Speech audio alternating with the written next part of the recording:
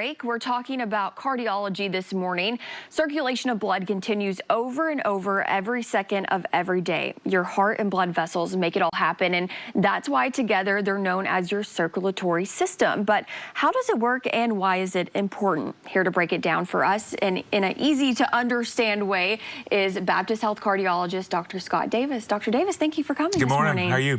I'm doing great. Good. How was that alarm clock this morning? It was normal. Yeah. All right, so often we talk about the latest studies and the latest research, which is important, but also want to kind of get back to just the basics. And oftentimes we have, family members or friends or even ourselves that have had bypass surgery or stents. It's like, okay, well, what is it? And so I always like to just stop so we can kind of just look at how does the heart circulation work. So here's how we're going to do it. Make a fist with your right hand. A little show and tell. Okay. Put it over your chest, just like this. Okay. That's the exact size, shape, and location of your heart. It's right underneath your breastbone, underneath your sternum. Okay. And the heart itself gets gas, it gets oxygen from 3 arteries. One artery goes down the front of the heart, runs just like that row of knuckles. So think about a pipe going that direction. That's the LAD, the left anterior descending. That's the Widowmaker.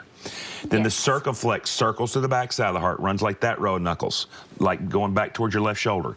And then the right coronary artery courses like the base of your palm.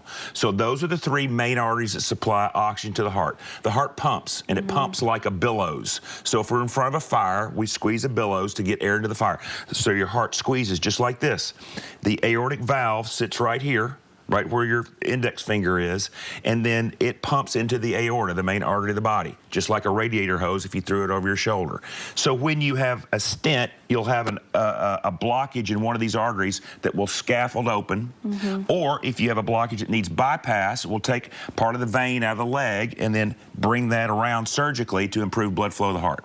So it helps people to kind of have a mental image of what does the heart circulation look like, because sometimes it's a mystery. It's just kind of cloudy and not real clear. Yeah, I like how you said you just do a fist. I don't think people could see that and put it on your chest. That's what your heart looks like. Just like that. Yep, and it sits right there. And then you can kind of see. And so then I'll reference, or somebody can say, oh, yeah, I had a stent. Where? Oh, it's in this artery that goes down the front of the heart. And that helps the doctor a lot. Yeah. Or it was that artery to the right side of the heart, Yeah. And so it's good for just reference point. And then it gives you a mental image of what does my heart look like, when it's pumping and getting oxygen.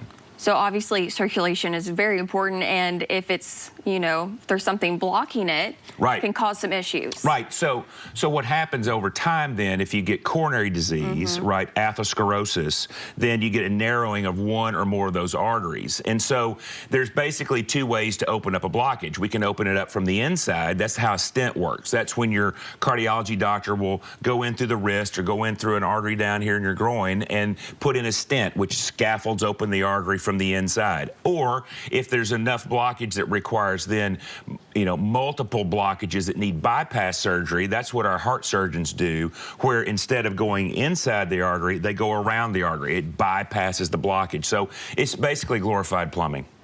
That's what I've heard. They're electricians and then they're plumbers when it comes to your heart. Yep. Well, thank you so much for educating us this morning.